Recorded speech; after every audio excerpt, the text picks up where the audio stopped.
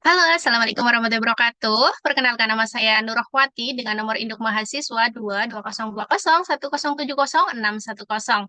Saya akan mempresentasikan ujian akhir semester pada mata kuliah Etika Bisnis dan dosen pengajar Bapak Dr. Joko Suharyanto, SEMM CPOD. Nah, di sini saya mengambil topik tentang praktik monopoli dan persaingan tidak sehat terkait penggunaan AI yang dapat memperkuat dominasi pasar melalui algoritma prediktif dan targeting presisi.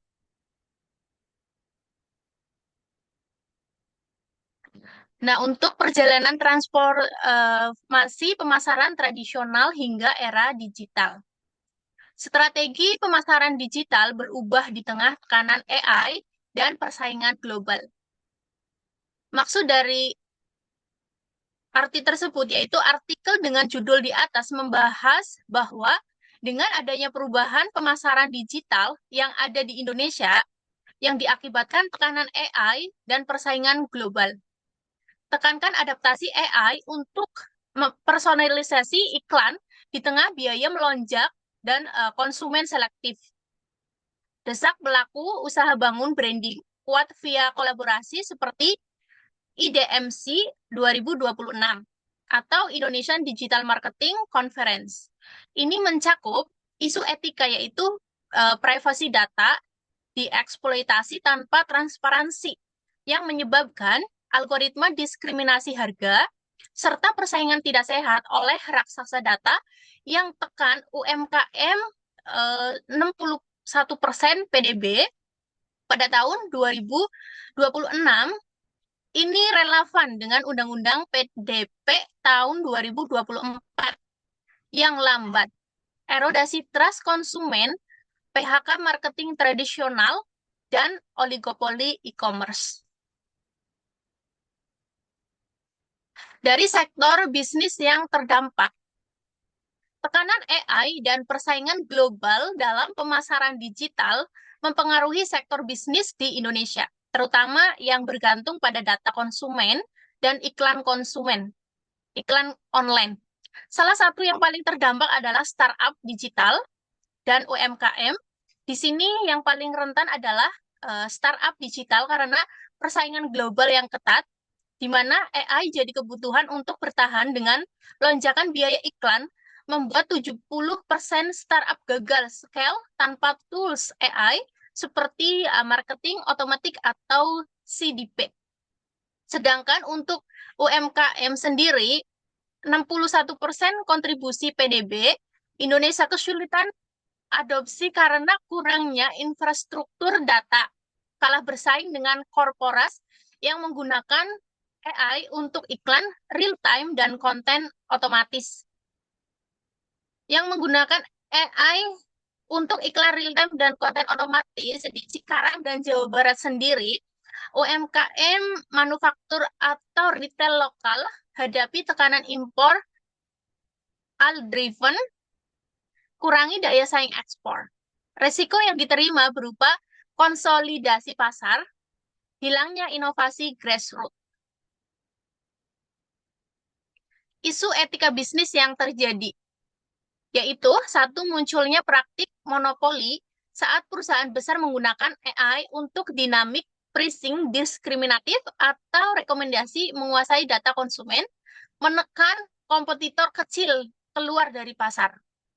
Kedua, dan terjadinya persaingan tidak sehat via bias algoritma yang perkuat dominasi, seperti targeting iklan eksklusif berbasis data masif, dan melanggar prinsip kompetisi adil. Contohnya, di perdagangan AI tolak layanan kelompok tertentu atau harga tak wajar. Analisis teori deontologi. Nah, di sini saya mengambil teori deontologi ya, karena berkaitan langsung dengan etika bisnis yang terjadi pada AI tersebut. Etika deontologi yang berakar pada filsafat Immanuel Kant itu menekankan aturan moral absolut dan kewajiban intrinsik, bukan konsekuensi seperti imperatif kategoris untuk perlakuan orang sebagai tujuan, bukan alat.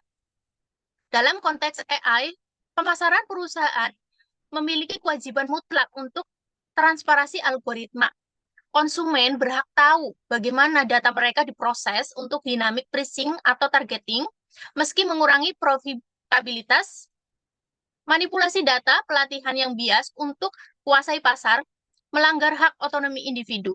Karena memperlakukan konsumen sebagai objek prediksi daripada subjek berdaulat. Praktek monopoli via AI seperti iklan eksklusif berbasis data masif dianggap tidak moral secara inheren, sebab melanggar prinsip kompetisi adil sebagai hak dasar pelaku usaha bukan karena rugikan UMKM, tapi karena bertentangan dengan aturan etis universal. Deontologi menuntut perusahaan tolak praktik ini sepenuhnya, bahkan jika legal untuk jaga integritas. Dampak isu yang terhadap bisnis tersebut seperti bisnisnya, konsumen, dan dari masyarakat ya. Itu dari bisnis itu sendiri, dominasi AI oleh raksasa teknologi disebabkan konsolidasi pasar, kurangnya inovasi lokal atau UMKM, Indonesia kehilangan 20-30% pangsa digital akibat biaya iklan yang melonjak tinggi hingga 50% sejak tahun 2024. Dari konsumen itu sendiri, diskriminasi harga personal, misalkan harga tinggi untuk user low income via AI profiling. Erosi kepercayaan, tingkatkan come rate hingga 40%, privasi bocor picu identitas tif massal. Untuk dampak dari masyarakat itu sendiri, ketimpangan digital memperlemah ekonomi inklusif, kurangi lapangan kerja, kreatif atau copywriter strategis, ganti otomasi kontribusi UMKM ke PDB Indonesia turun dari 61% menjadi berisiko di bawah 50%. Dampak sosial termasuk polarisasi akses teknologi antar daerah Jawa dan luar Jawa. Nah, solusinya apa untuk permasalahan tersebut? Solusinya satu, transparansi algoritma.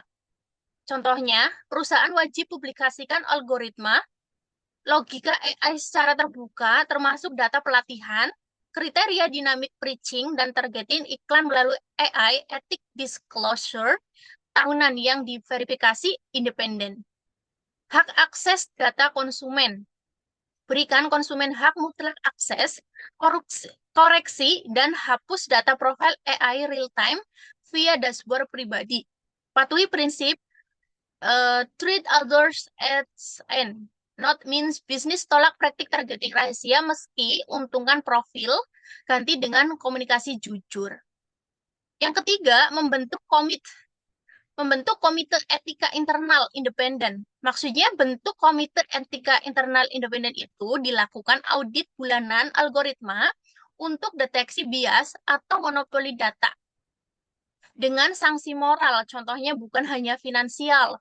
Bagi pelanggar seperti diskualifikasi tender pemerintah, ini mewujudkan kewajiban absolut cegah persaingan tidak sehat. Nah, kesimpulan dari monopoli dan persaingan tidak sehat itu, satu, monopoli merupakan suatu tindakan dalam penguasaan pasar di mana dalam pasar tersebut tidak terdapat barang substitusi. Pedagang baru tidak bisa memasuki pasar dengan usaha atau jenis usaha yang sama dan memiliki pangsa pasar lebih dari 50%, sedangkan istilah monopoli dalam terminologi Islam tidak ditemukan secara konkret, namun dalam muamalah terdapat satu ungkapan yang disinyalir hampir mirip dengan monopoli, yaitu al-ikhtikar, merupakan bahasa Arab yang didefinisikan secara etimologi ialah perbuatan menimbun. Yang kedua, kegiatan monopoli merupakan kegiatan yang dilarang, baik dalam perundang-undangan maupun dalam Islam. Karena perbuatan monopoli merupakan kegiatan yang merugikan, baik dari segi konsumen itu sendiri maupun dari pedagang yang lainnya. Nah, untuk sarannya, sebagai warga negara Indonesia, agar tidak melakukan suatu persaingan usaha yang tidak sehat, terutama monopoli. Sama halnya dengan menghambat kemajuan perekonomian Indonesia, eh, menghambat kemajuan perekonomian yang ada di negara Indonesia. Ini untuk daftar pusaka tanya ya.